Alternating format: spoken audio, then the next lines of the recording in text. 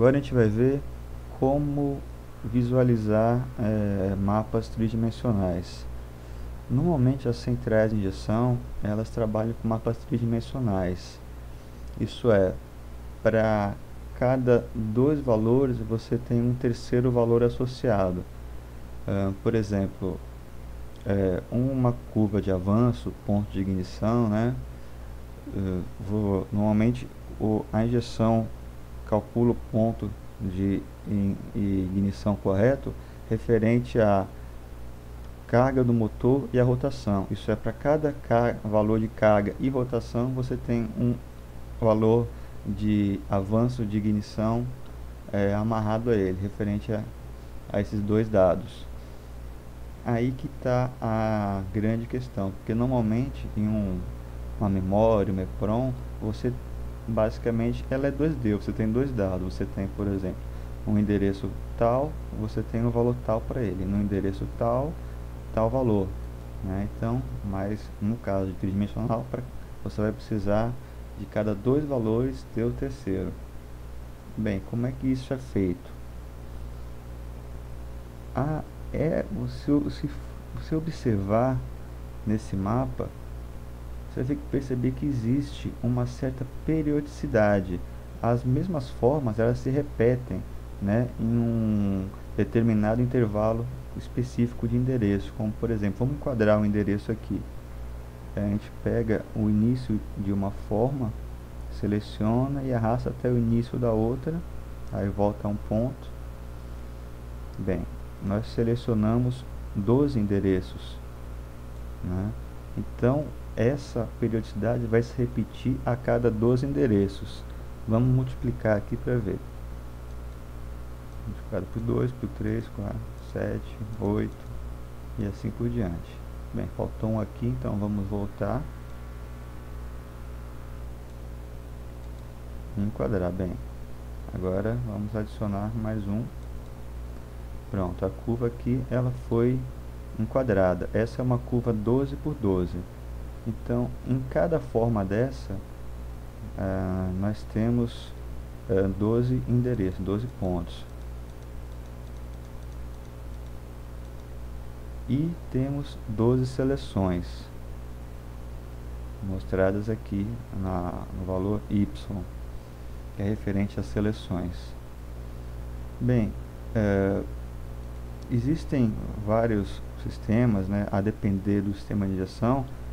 Esse valor da seleção representa um dado e cada ponto aqui representa um outro.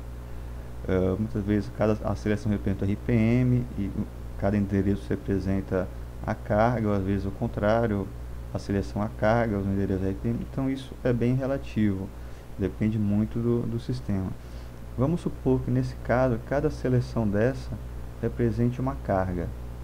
Então vamos supor, essa seleção representa a carga de 10% do motor, esta carga de 20%, carga de 30%, 40%, 50%, assim por diante.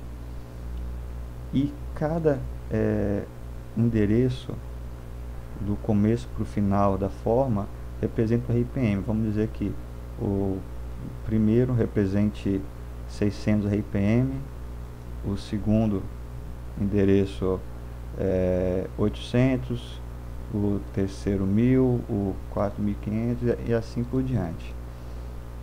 Então, se eu tenho um valor de RPM, a rotação que está o sistema, e vamos supor que ele esteja a 3000 RPM, 3000 RPM seja o sexto endereço dentro de uma curva, e esteja a 60% de carga. Então, eu vou pegar na minha carga, que representa 60%, o ponto dela que representa 6000 RPM, 4000 RPM, a rotação que for, e vou achar um avanço, se for esse o caso, referente a esses dois dados. Então isso é uma curva tridimensional. Aí nós podemos também visualizar essa curva através do visualizador 3D. Clicando aqui, ele vai abrir o 3D Wizard e a gente pode colocar informações aqui. Não necessariamente é obrigatório, mas a gente pode preencher isso daqui, como por exemplo o nome do mapa. Vamos dizer que é mapa de avanço, né? vamos dizer que a coluna X, que é referente aos endereços, ela seja a rotação. Posso botar a escala aqui, que é em RPM, a unidade, né?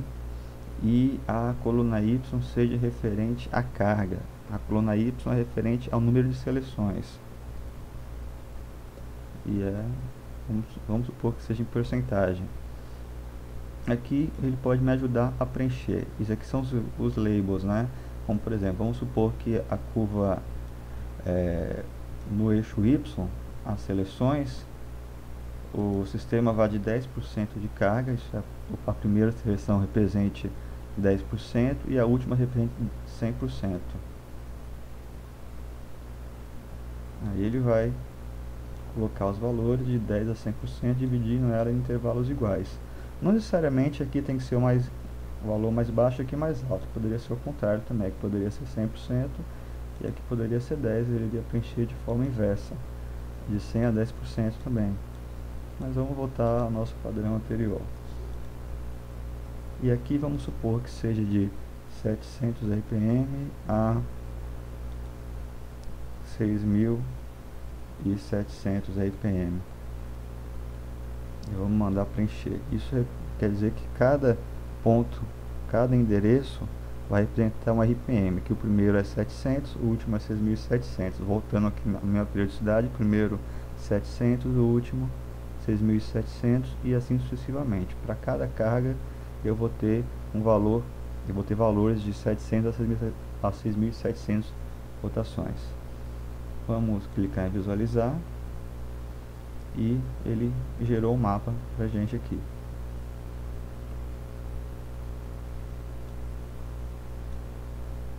Como dá para se notar aqui, né, como a gente preencheu nos lábios lá antes, né, nas colunas, eu tenho aqui um valor de RPM que está associado a uma carga. Então, por exemplo, se eu tiver com 50% de carga a 3.427 RPM, eu vou ter um determinado valor de avanço referente a 76. Não necessariamente esse é o valor correto. Talvez você precise converter isso. Normalmente os drivers já fornecem conversores quando se sabe essa informação. Então, para cada valor de rotação e carga, eu vou ter um ponto associado. Para uma rotação de 75 com uma carga de 75 com uma rotação de 2.300 RPM, eu vou ter um valor de 68, que é correspondente ao avanço nessa posição. Então, dessa forma que usa para se calcular. Caso esteja um valor de rotação e carga fora do que tenha na tabela, né, o sistema faz interpolações, ele interpola os valores para os valores mais próximos.